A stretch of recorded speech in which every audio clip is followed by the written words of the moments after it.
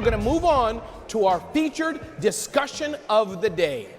The Peebles Corp founder, chairman, and CEO, R. Donahue, or Don Peebles, is one of the most accomplished entrepreneurs of the early 21st century. However, his legacy goes far beyond being one of America's most successful real estate moguls.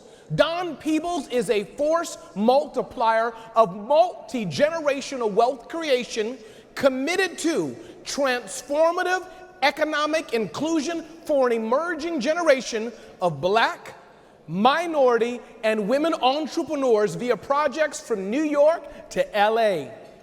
Today, this is a priceless opportunity where we get to learn the Peebles principles of leadership excellence and professional success from the man, and yes, best-selling author who literally wrote the book on this. Are y'all excited?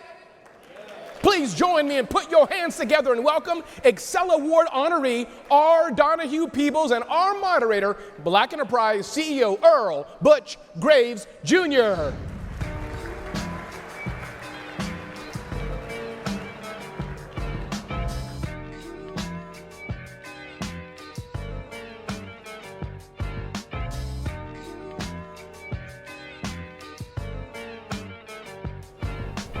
Okay. Hey, let's welcome Don Peebles, who was our XCEL Award honoree from last night.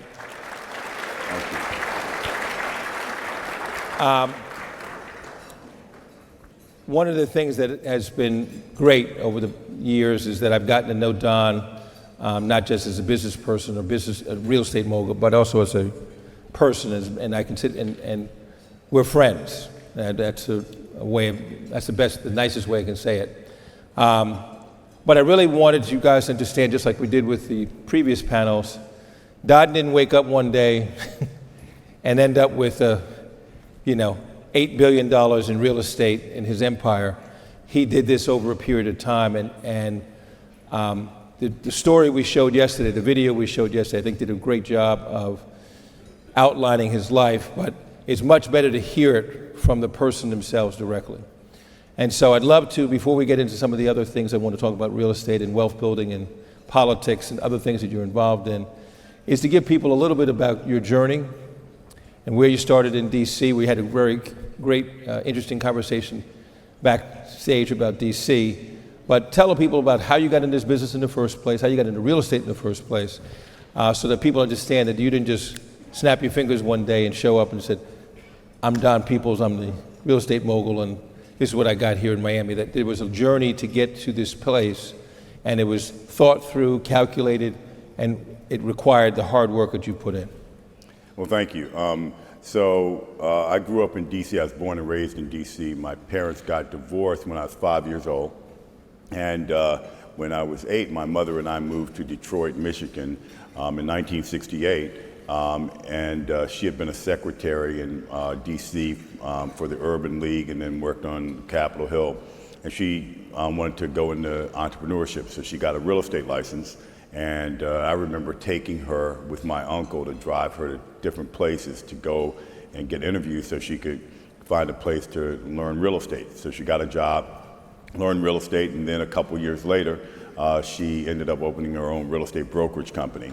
And so I got exposed to real estate at 8 years old. And so I watched her, it's just her and I.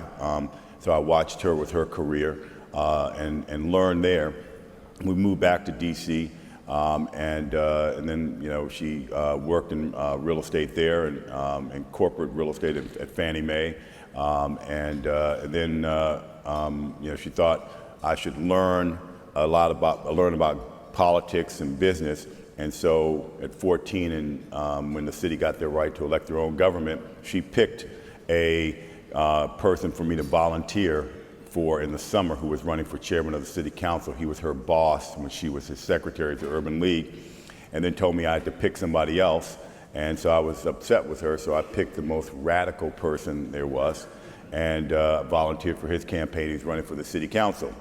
And he was an activist. He was co-founder of SNCC, the Student Nonviolent Coordinating Committee, very active in the civil rights movement, and then really an activist for economic empowerment for Black Americans.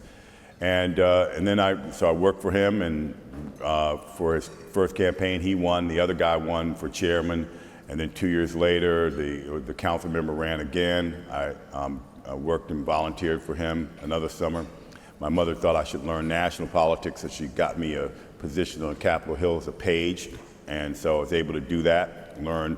It was the early days of the Congressional Black Caucus. There were 13 members of them. I met and knew most of the founding members and built relationships with them. Ended up working for John Conyers of Michigan, Ron Dellums of California, and Charlie Rangel of New York.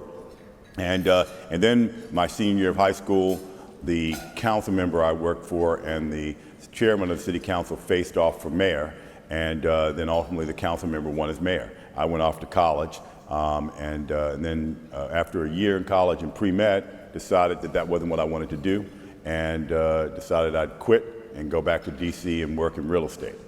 And that was 1979. Interest rates were 20%.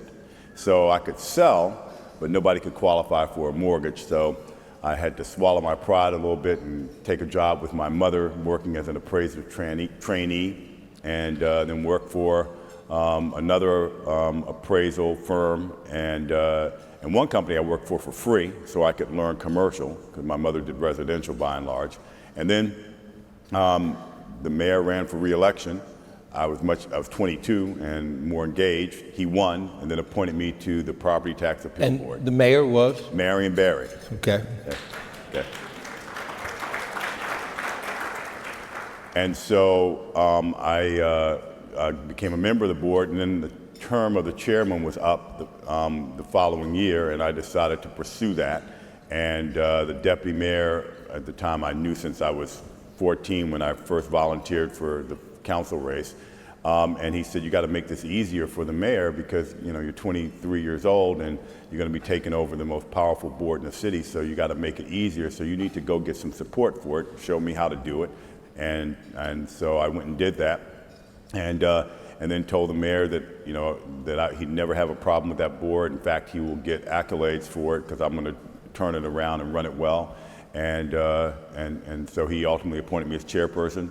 And from there, I worked as hard as I could to make that a more responsive organization to the voters, and to make it so it was an asset to his administration, and it worked out. And then I was pursuing development deals, and I pursued 2 development deals that were on city property, and I wasn't able to get either one of those done.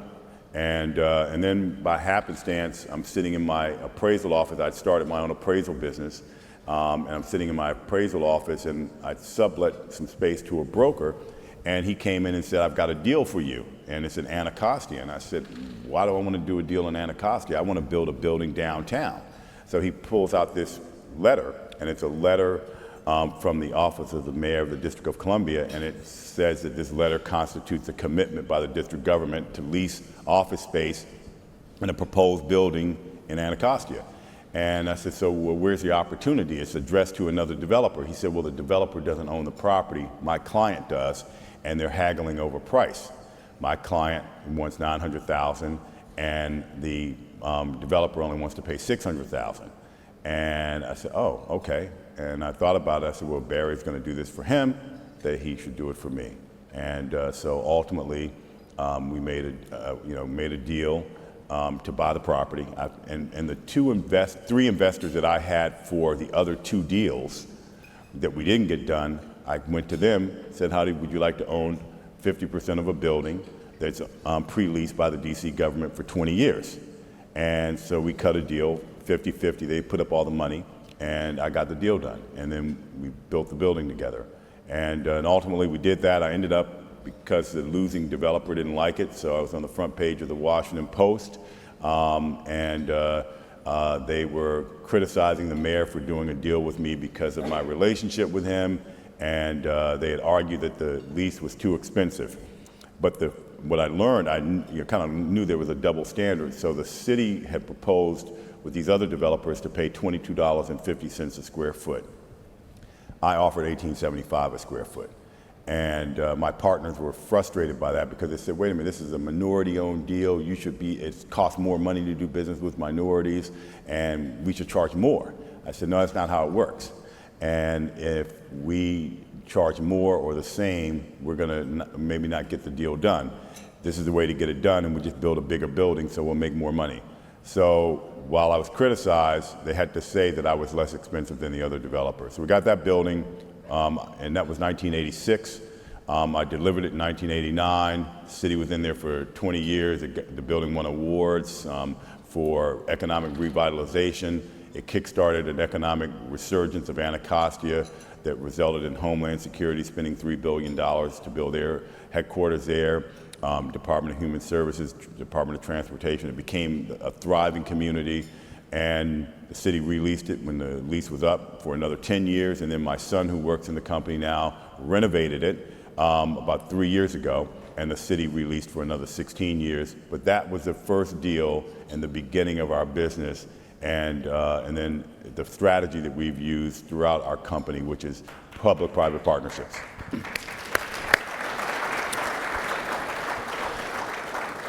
Before I move on, I wanted you to give an opportunity to give credit to where credit's due, and specifically talking about Marian Barry. Because I think in a lot of ways, he's been given an unfair reputation. But I would say him, along with perhaps Maynard Jackson, probably did more to minted more African-American entrepreneurs or millionaires in real estate by demanding that people that look like us got an opportunity to participate. And so it would be great if you could share some of what it is that, because I think that, again, the reputation for him is unfair on other things, but this is not a man who took kickbacks, this is not a man who did anything. He just made sure that African Americans were going to be able to participate in the economic pie that was taking place at that point.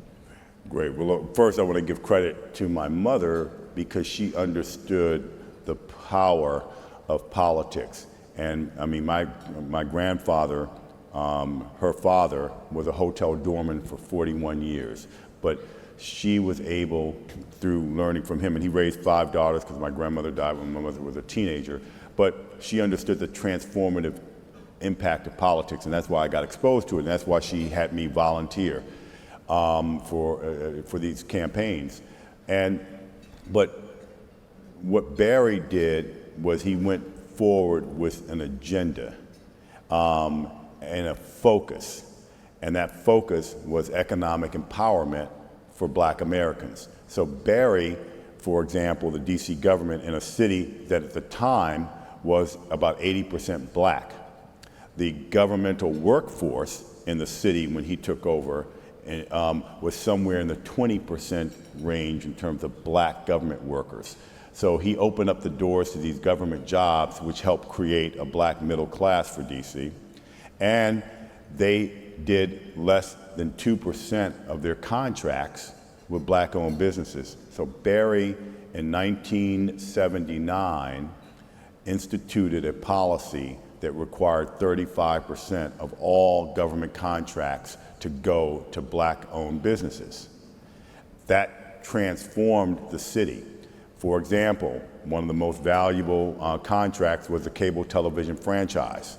And there was a young aspiring entrepreneur who was a cable television lobbyist transitioning into being a cable television operator. His name was Bob Johnson.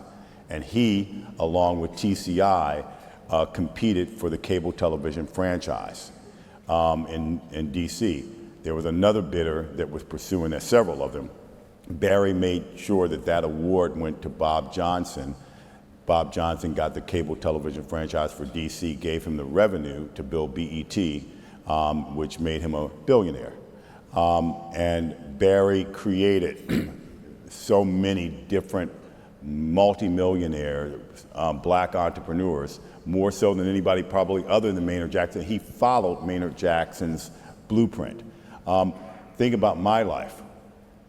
He appointed me to the Property Tax Appeal Board when I was 23.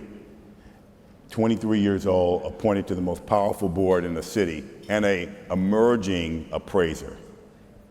And then the following year, entrusted me to run the board, where I was chairman of a board where people who were serving on that board were seasoned real estate entrepreneurs and real estate brokers, developers in their 50s, 60s, and 70s. Nobody else would have given a young black man that kind of opportunity.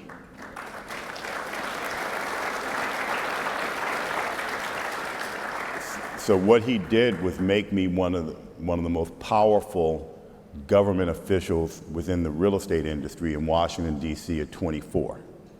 And that gave me a sense of presence and a status in the marketplace that allowed me to create the opportunities I had. Then I'd never built a house, yet alone a building.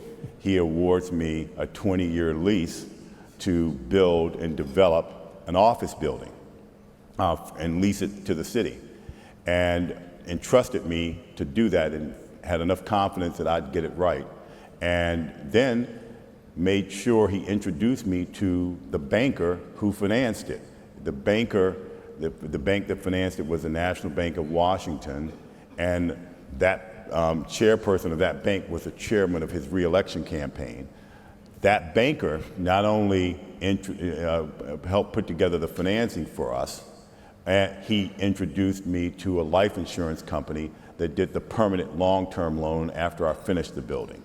And so I would never have gotten those kind of opportunities if it wasn't for Marian Barry. And I believe that he was one of the most transformative political leaders in terms of black politics in our nation's history. And what we need today are more black political leaders that have an agenda to move the people that bring them to office forward.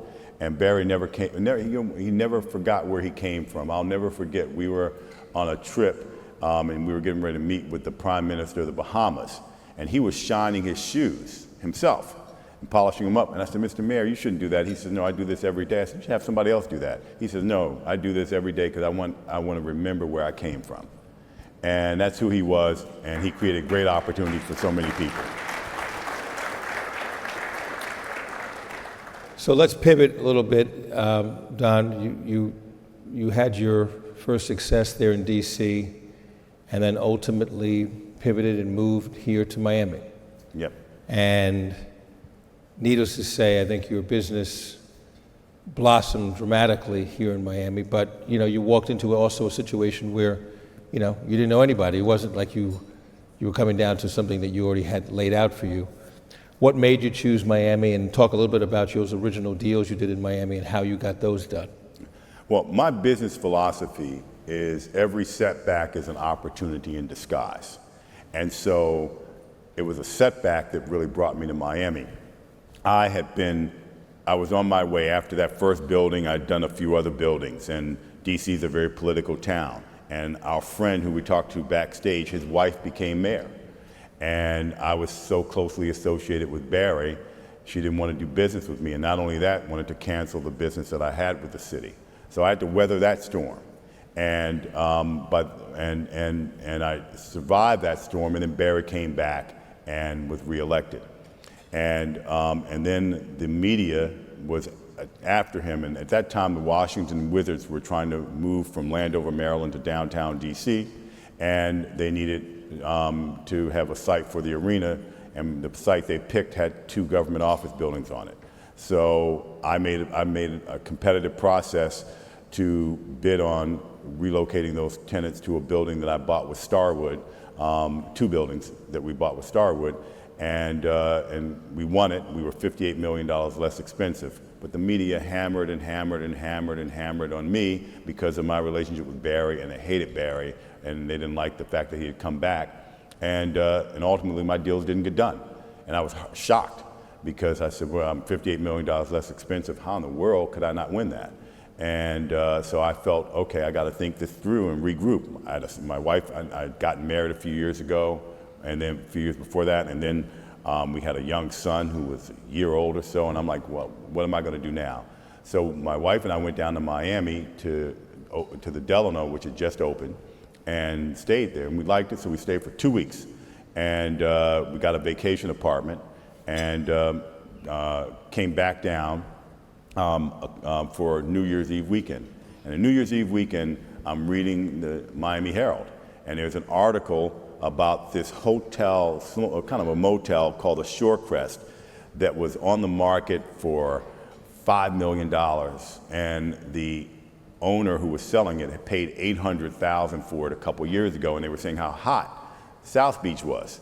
And then they said it's next door to the Royal Palm, which is slated for a new RFP searching for an African-American developer.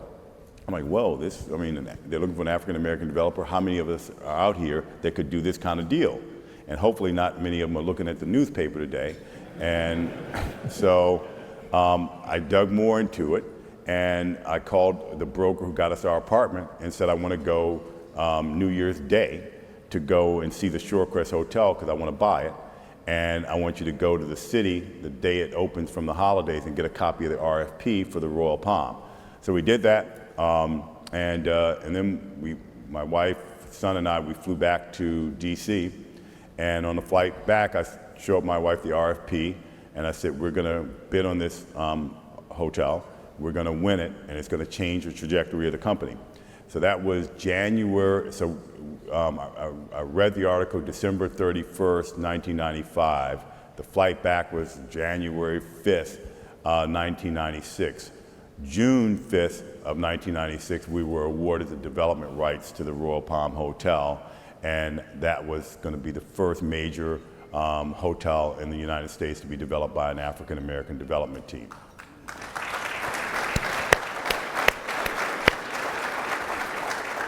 And while I summarize it, it was a very, very hard-fought battle. And there's lots of obstacles and so forth. And I didn't know anybody down in Miami. I met this one guy, Andy Ingram, who was in the travel and hospitality business, who was in the process of beginning to form an organization, National Hotel Association, National Black Owners Hotel Association. And I became a co-founder of that because we were so underrepresented.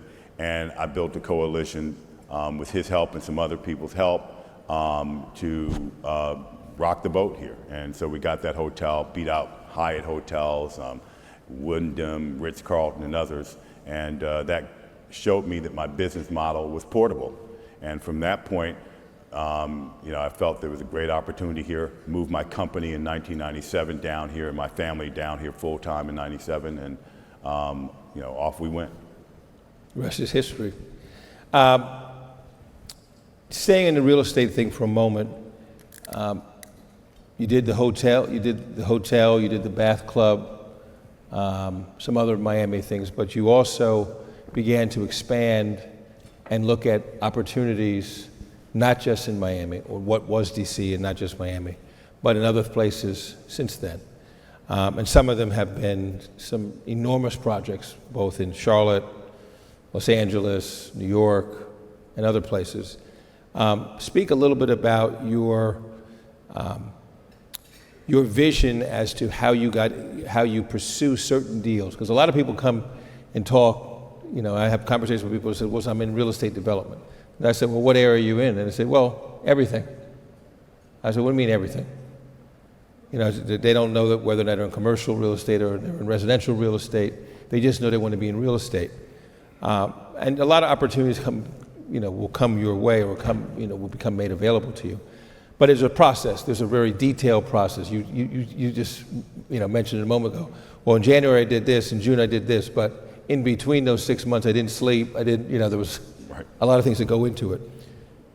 What do you look for now? Now that you're an established, I don't mean now like literally now, but 10 years ago, 15 years ago, once you establish yourself as a seasoned real estate developer, and now you're going out to compete, because one of the things you speak about, and I'm going to let you talk about it, is the lack of commercial real estate development for African Americans in many of the major cities that we have in this country that we have a significant population base.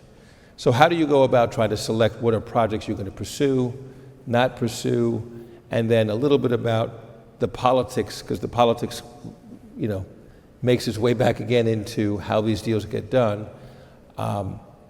and how really deplorable the numbers are in regards to real estate development for this audience, because this is an audience of people who have the wherewithal to do something, not just the cash wherewithal, but the desire to want to do something entrepreneurial.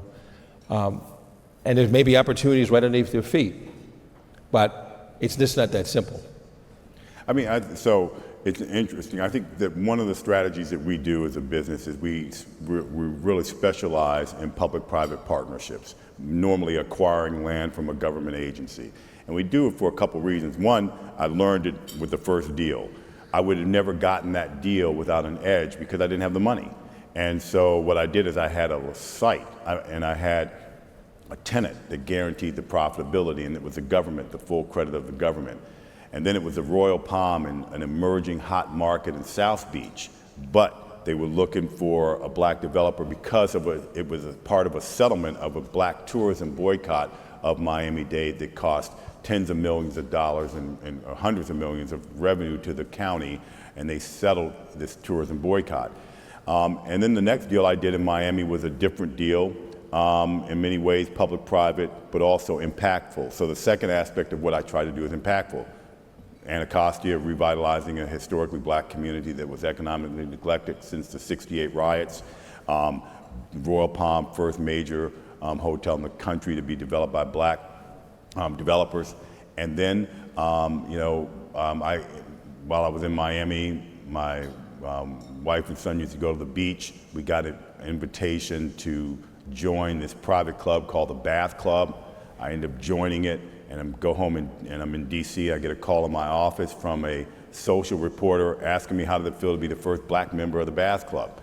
I said, what do you mean? I didn't know that. What are you talking about? She said, it's a restricted club. I said, well, what does that mean? I'm from Washington, D.C. I don't know what that means. She said, well, no blacks and no Jews and no dogs. I said, okay. It wasn't a barrier I was looking to break, but then 2 years later, it was in financial trouble, so I bought it. And so the first black member buys a club. I build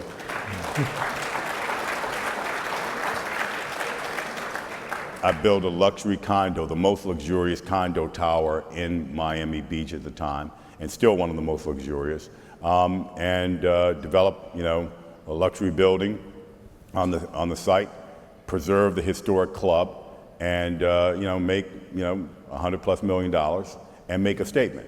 And then I still own the club. I relaunched it about 4 years ago. It's the most exclusive club in Miami Beach. We're exclusively inclusive.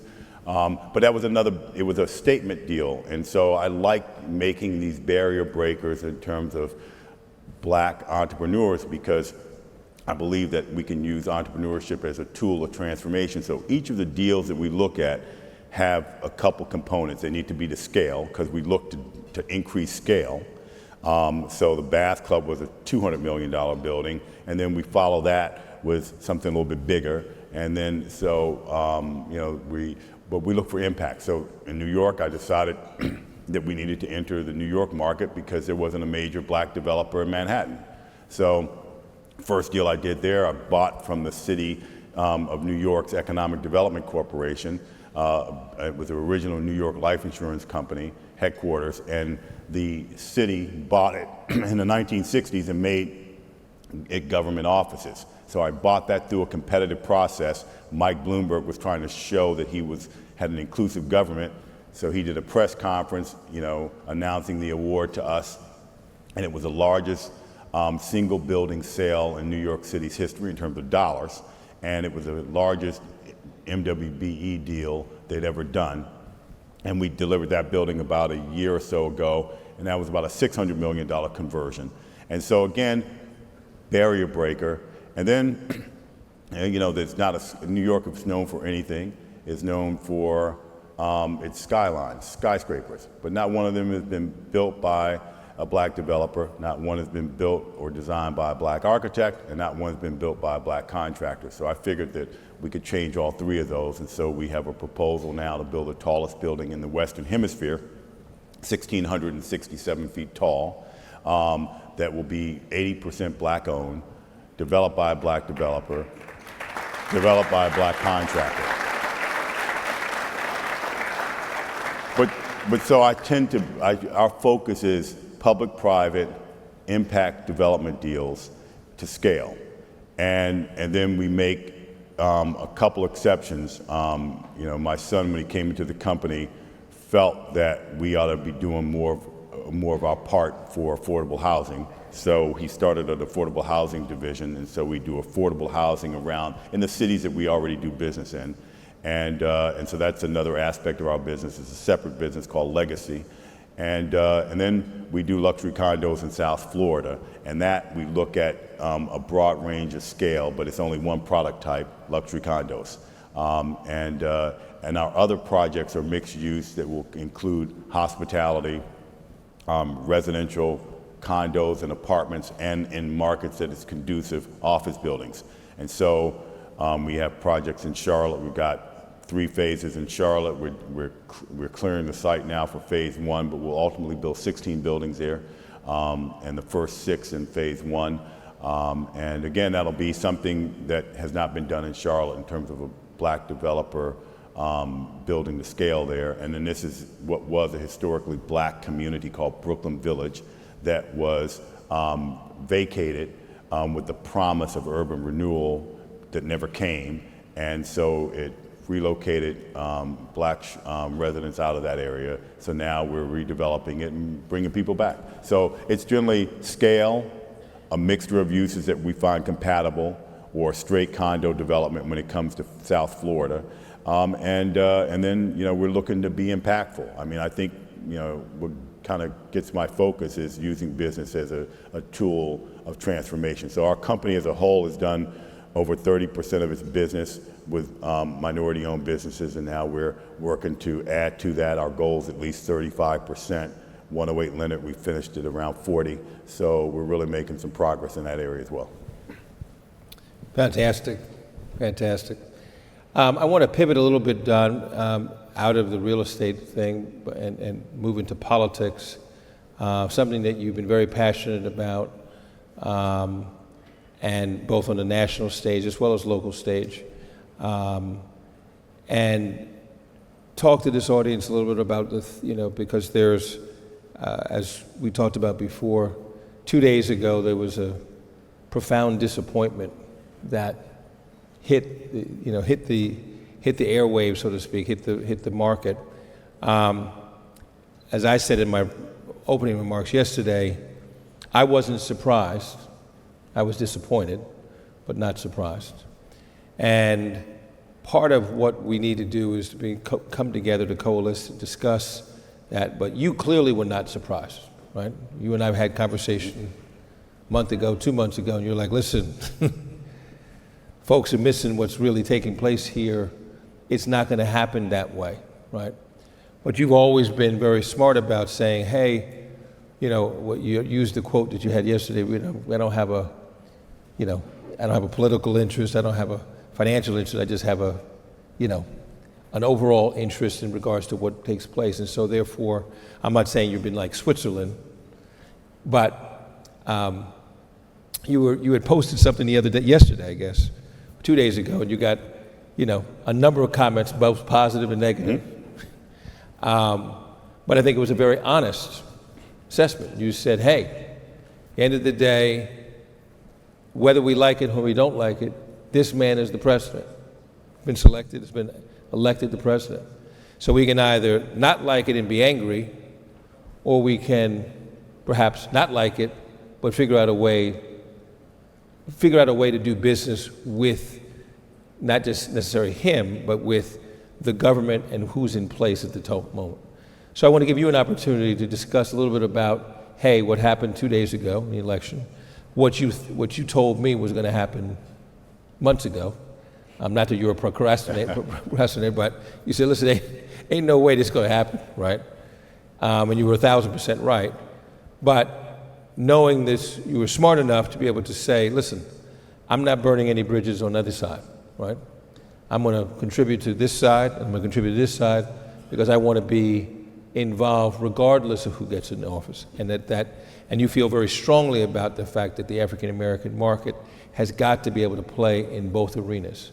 So please, if you would, share a little bit about your feeling about what happened a few nights ago, but more importantly, your post and why you think it's important that people should know what you put out there. Okay.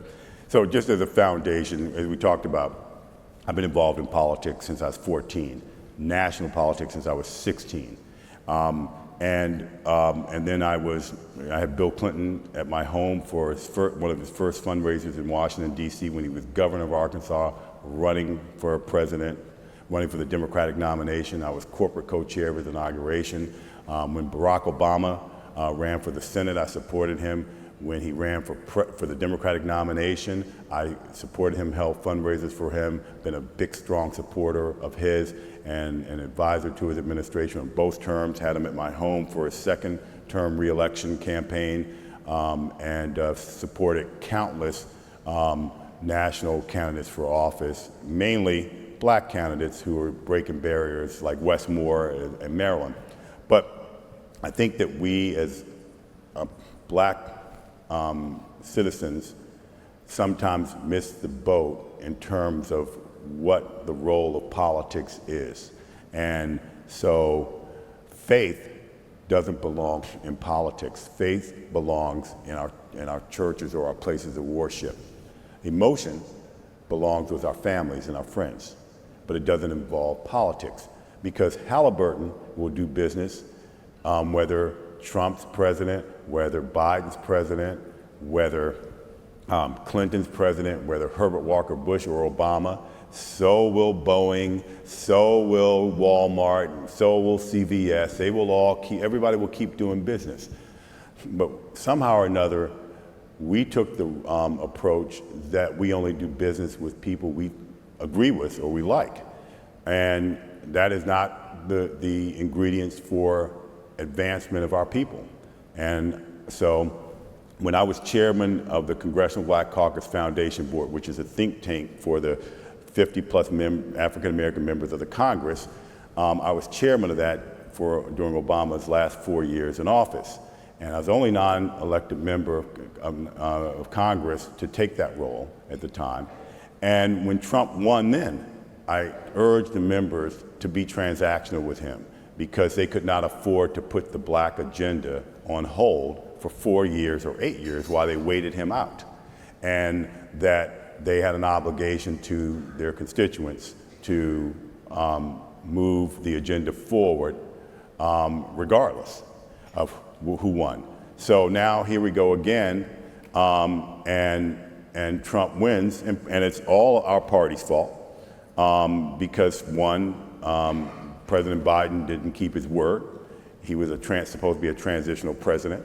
He should have run for one term as he promised, and then we'd have had a robust primary, and then we'd have picked the strongest candidate, and that strongest candidate would have emerged victoriously against Trump, should they have heard the American people. But what we learned, if you look at the polling, is the people that voted for Trump picked the economy as their number one issue.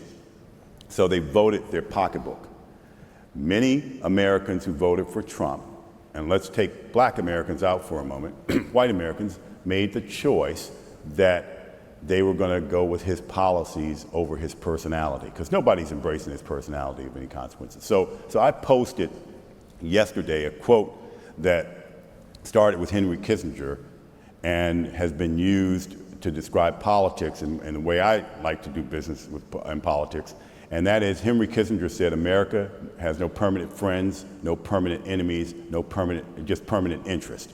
So imagine, black Americans in politics, we should have no permanent friends, no permanent enemies, just permanent interests. So when Trump now, he's president-elect, the Republicans control the Senate, and most likely will maintain control of the House of Representatives. So either we all have to say we're not doing business because we don't like what happened and we're bitter about that, and then he's not going to suffer, they're not going to suffer, we will. Or we have to be practical and say, hey, look, you got more support from black Americans than anybody ever as a Republican since Nixon. And we want to talk to you about an agenda that's important to us and our community.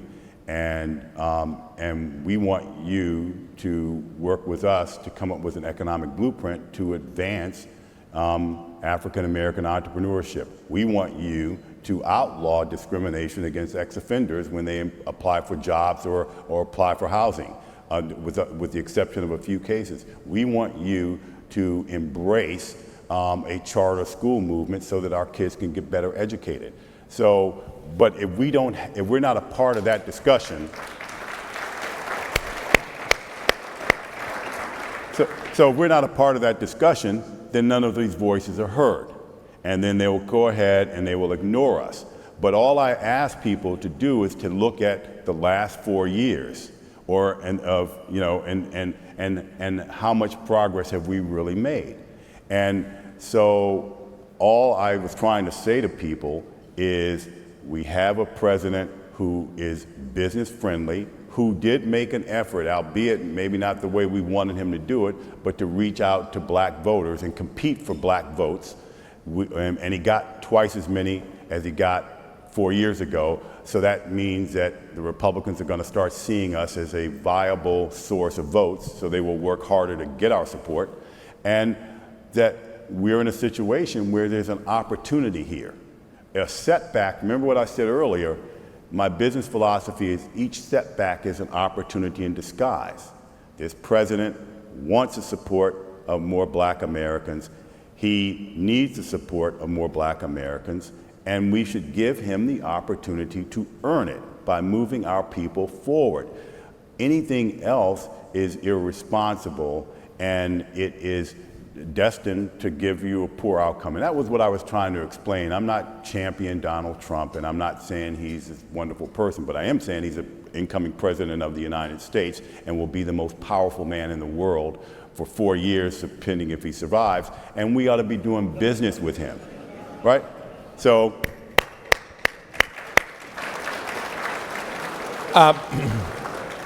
I'm going to ask them to turn the house lights up, and if you have a question, I want you to start to make your way over towards her, but please turn the house lights up inside, and I'm going to pivot to one. Ready now? Thank you. And you can line up over here, please. Ready now? All right. Edmund Lee, founder of the Paradigm Club.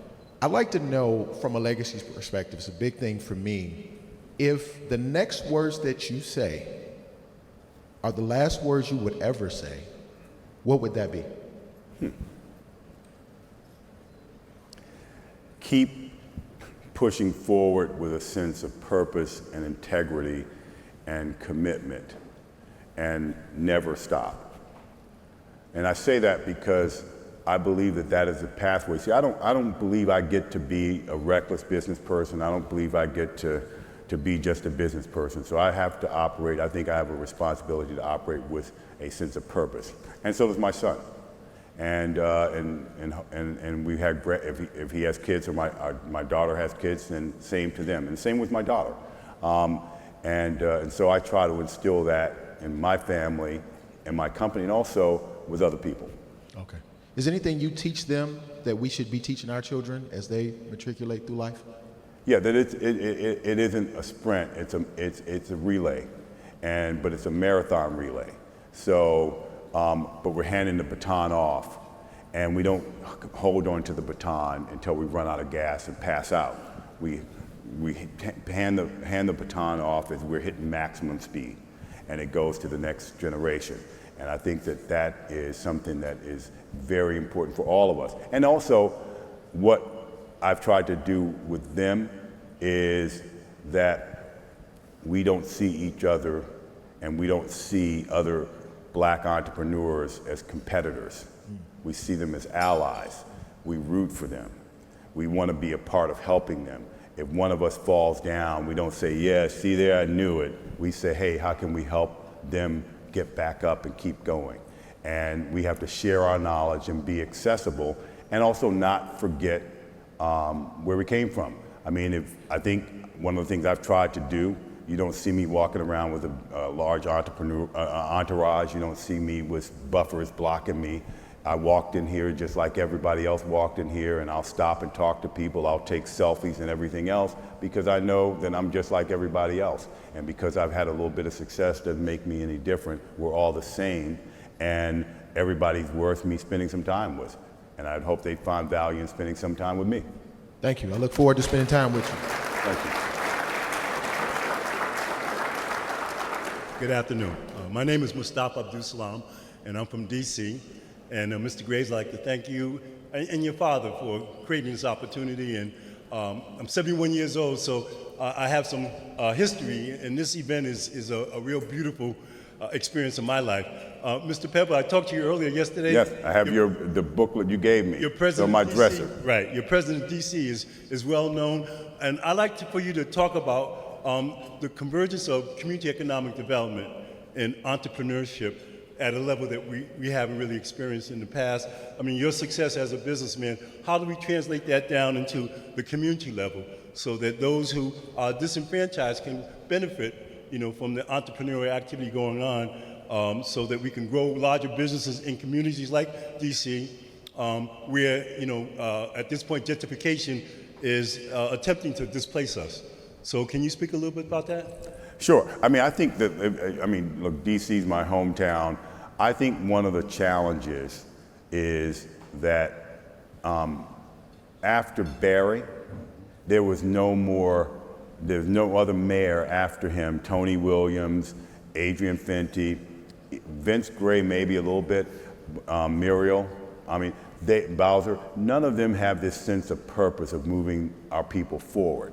And that's on us, because we elect these people who come into office wanting their position and want to preserve their position, and then they allow gentrification or they allow the status quo to continue.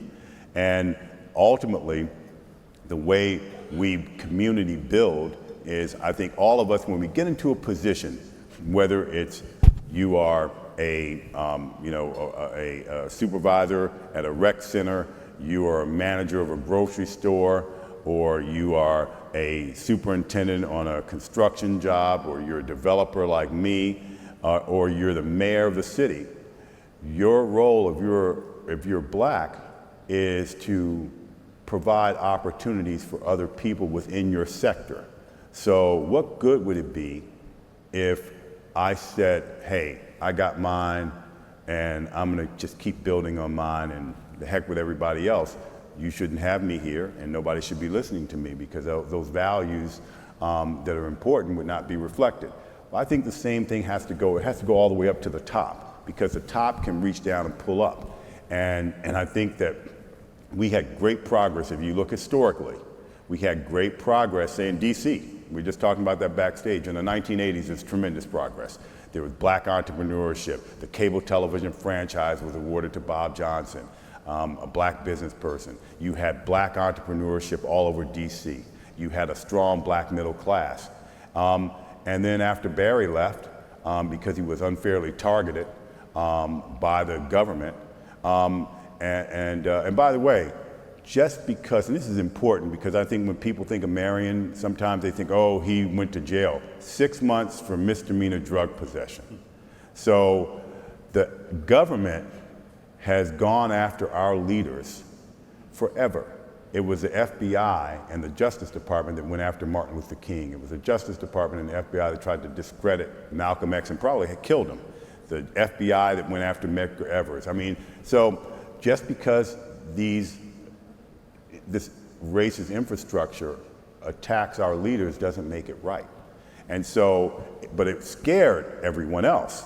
And so after Barry, nobody else was willing to challenge the power structure in DC. And so, you know what the standard is? So when Barry came in '79, the minority contracting requirement was 35%. You know what it is now in Muriel Bowser? 20. 20%. It went backwards, nearly 50% backwards. And that's not monitored either, so you really don't. Right. So I say this, the way you change things and get more community members involved and get people the benefit is that we've got to start expecting more. And also, we got to stop carrying this disproportionate burden of poverty by creating more economic opportunities. The pathway to a better life for Black Americans is economics. Simple. Thank you. Good afternoon. My name is Adrian Fine. I'm from Miami, Florida, product manager at JP Morgan Chase. So Great. before I get my question, very quickly, just want to give you your flowers. Your book, you talk about Pathway here, The People's Path, how to make money in any market. 2019, I went to FAMU, changed the trajectory of my life with that book. Now 10 plus units, my portfolio, thanks to you. Now, when people ask me, hey, how did you get into it? I say God first, then I thank your book. So I just want to give you your flowers there. Thank you very much. Thank you.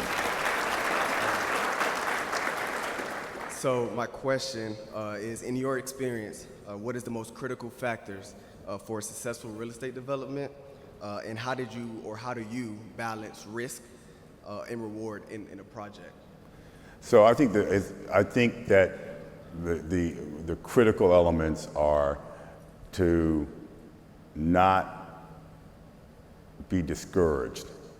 So approaching it, that setbacks are opportunity in disguise because you can learn from them.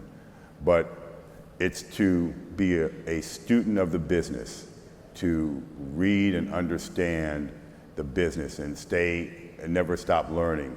You know, my communications director who's here now, I get articles from about 10 newspapers and publications every morning, and I read through them each morning, so I'm trying to learn every day. So I think being a student of the business and being willing to take a risk, and to dream. This is all, building this facility, the Sofer family who built Aventura, Donald Sofer had a dream. This was marshland, had a dream of building a city, and he did it. There are thousands, probably hundreds of thousands or millions of people who have dreamt of building cities or dreamt of building something. And many of them most of them didn't accomplish it, but they probably went on to accomplish something else. So we cannot be afraid to fail. And I think that with outsiders, they look at, because normally they're not the risk takers themselves, they look at failure as something negative. And frankly, an entrepreneur is somebody who jumps out of a plane and builds a parachute on the way down, right? You figure it out. So you can't be afraid to dream. And I would say that to be a successful developer, not being afraid to dream, being prepared to understand the business and being tenacious about it and not quitting are the keys. I did business as though my life depended on it. When I started the company, I would have rather died than fail. It's a horrible sense of value, but the failing was just such an unacceptable outcome, and I had many failures, and the failures would make me sick, but I would forget about them about the next morning, and I'd move on to something else. So it's just not being deterred. Most definitely. Appreciate it. Sure. Don, as he's coming up, I'm going to get you a question in a second. You brought something to my attention that I thought would be interesting to hear. I'm not a lightning round, but just I have felt in business as an entrepreneur, I've learned much more from the things that I failed on than the things that were success. Because sometimes we get a success and we don't even know exactly why it worked out. Like it just, through God's grace, things worked out. But in some of the things that were failures, things that we tried that didn't work out, but I felt we learned much more of that. So it would be interesting if you share quickly, what is the greatest, I hate to call it even a failure, but the greatest disappointment or failure you experience and how you turn that around, use that, what you learned from it, to then the next time getting it right. Yeah, I think that one of the things is if you're in this long enough, you kind of know how to fail. It's how do you maintain success, and that's another story.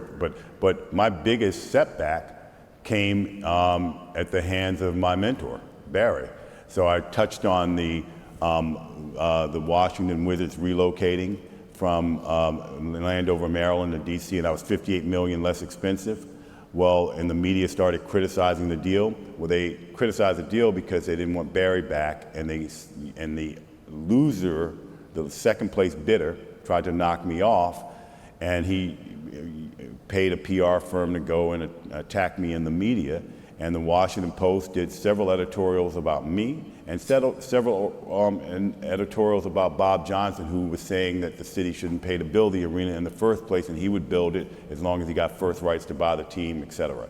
So in the end, even though I had support on the city council, Barry pulled the plug. He didn't give me any warning.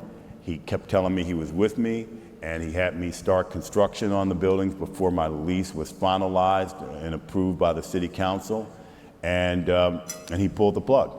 And the way I found out about it, I was after meetings with a few city council members. I came to my home, and my wife and I were in the kitchen, and we were making something to eat. It was late, we had the TV on in the kitchen, and it had a reporter come on and says, a news flash coming up on the news at 11, Mayor Barry is going to pull the Peebles leases. And I'm like, what?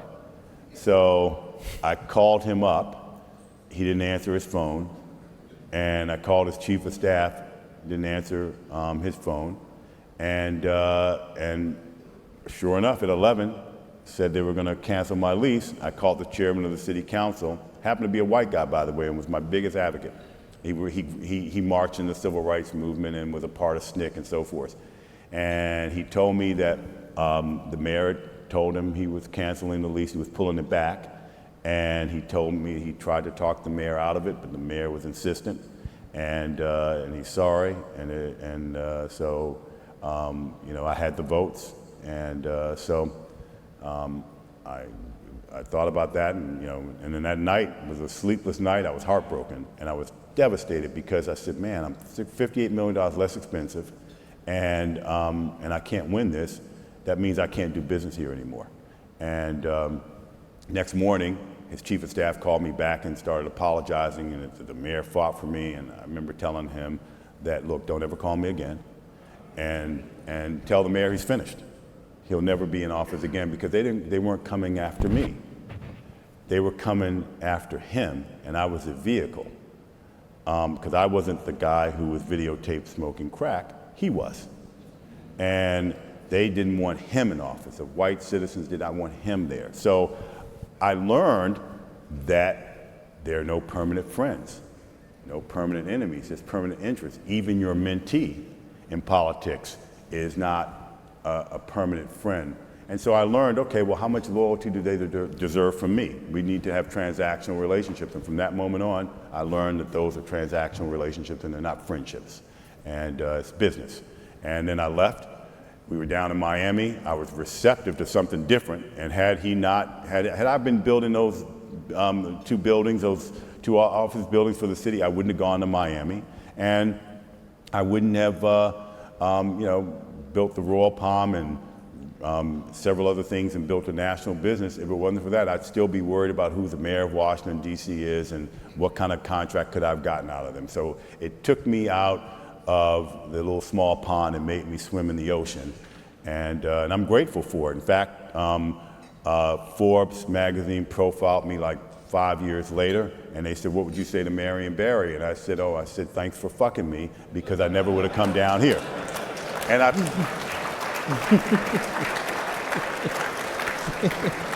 after I did that interview, I called him up. He was a private citizen, and I told him, thank you, and no hard feelings. And I ended up speaking at his eulogy and so forth as well. So anyway, that was that lesson of that setback. I'm glad I asked the question. I hate to do this, but this has to be the last question just to keep us in. I know we could be here for the next 2 hours, but all right. There's 2 people there, right? Oh no. Well, it looks like there's like 9 people there. Okay. So this gentleman and one other person? Okay, we'll do 2, but it got to be quick and they got to be questions. Wow. Troy Higgins, Morgan Stanley. Don't turn your back on Don, no. Okay. Awesome. Because you will get it. quick question, and it's along the same lines as Butch asked, which is, what's been your best advice? You've had an amazing career. What's been your best advice that you've received? Every setback is an opportunity in disguise. I learned that from a very seasoned real estate developer, and I was negotiating the management agreement with Intercontinental Hotels to manage the Royal Palm. And we were negotiating, they were going to put in $20 million into the deal, and at the last minute, they changed the deal. And I was out at dinner, my wife Katrina and I were out at dinner with this guy, and he was a very accomplished, self-made developer, and he and his wife, and he was saying, what's wrong? And so, because I was quiet, and so I told him, and he says, that's great. I said, what do you mean that's great? These guys now change a deal on me, and it's going to cost me, and I won't really own as much of the hotel, et cetera. He says, no, you're looking at this all wrong. And I said, what do you mean I'm looking at it all wrong? He said, they've given you the chance to change the deal. He says, so you go home tonight, and you read that agreement, and you look at everything you don't like, and put it back at them. And I said, wow, that's a different way of looking at it. And so that night I did. I read the contract, and I renegotiated the deal. And at the end of the day, when I sold the hotel, instead of me owning about 50%, my partners and I ended up owning over 80%. And when the waterfall went through. So I learned a lesson there. And ever since then, anytime somebody changes a deal on me in negotiations, and I change it, 10 times better for me, as much as I can. So that, I'd say that every setback's an opportunity in disguise. It's actually the best advice I've ever gotten. All right, good afternoon. It's been fantastic. My name is Jerome Joseph. I work at Salesforce. Mr. Gray has been mentioning power respects power. And as we all know, power is money. And when we're thinking about the political process, power equals money. And so from your perspective, Mr. Peebles, how can we leverage our economic power through PACs and get away kind of like, not that we shouldn't be doing movement building, that's still important, but how can we focus more around throwing around our economic strength to push forward the Black agenda? Okay, so your question really is how do we exercise more power to bring about change? Yeah, but through money versus with money, essentially. Okay. Well, look, politics is, for example, respects money, right? But they need money. The reason they use the money is important because they use it to get votes. So in essence, it's what they buy with the money that's really the most valuable. The money's not the most valuable because they can't win. Harris actually raised over $1 billion. She spent $700 million on ads in the last month. Trump spent less than half that. He's president-elect, and she's, going to finish out her term. So the reality is, it's not just money. But I think the first thing is that the collective effort has to be, as Butch talked about business, that focus. And so I kind of outlined of the vision and the focus of our company and what it's been for 40 years. So I think you have to focus on an agenda and what the priorities of that agenda are. And then you can utilize money. And the way you utilize money is not as important to getting someone elected, it's to get your obstacle out of the way. So give you an example. DC, for if nothing else, it's a wonderful place to learn some lessons. So I told you about the one about Barry, told you about the one my friend's wife who wanted to put me out of business, but then Adrian Fenty came into office, and he was a young, arrogant guy, and I'd been in Miami and California and other places trying to do business and growing the company, but I decided I want to come back to my hometown. My mother actually had gotten sick, ended up being terminally ill. I moved back to DC, I bought a house there, and then I moved my wife and our kids, we moved back to DC, and I said I should start doing some business here. So we bid on a project. We were recommended by staff in the community, but Fenty didn't award it to us. Turns out that somebody in his inner circle didn't like me. And then I bid on another project, and they opposed me. So I initially thought about running against him in 2010, and then I decided, no, I wouldn't do that, but I would encourage somebody else to run against him. And then I formed my own PAC, and I funded it. And I hired a pollster to poll the city constantly about him. I understood him and his weaknesses. And then I ran an ad campaign targeting his weaknesses. And he won. His arrogance was because in 2006, he had won every precinct, all 165 of them. So I took the ward, which was a predominantly black ward, Ward 8, which did not like him, and he polled poorly with black women. So we targeted those two constituencies, and he lost 80% of the precincts. He knew he was beaten by about 8 o'clock, and I removed him from office, and he knew it was me. And so you get more out of that because you don't have to keep spending. I haven't had to go against another mayor in a long time. I did it in Miami Beach too. The mayor of Miami Beach double-crossed me on rezoning the Bath Club, and I won anyway. But I made a deal with his opponent, who was also on the city commission. And so the mayor, got angry with me and did a little flyer about me. So I decided to set up a PAC, and I ran an independent campaign against him. Ran and took the candidate who was polling at 10%, got him up to 40, and drew him in a runoff. And I didn't have to make my point again. So I think the point here is that you go after your obstacle, not your ally, right? It's more cost effective, more efficient, right? And so I think that would be how you spend your money wisely. Also, if you want to make change, whether it's way of life, and certainly on the business side, the municipal political level is the place to be. It matters more who the mayor is than the president for business people. Awesome. Thank you so much. Thank you for the question.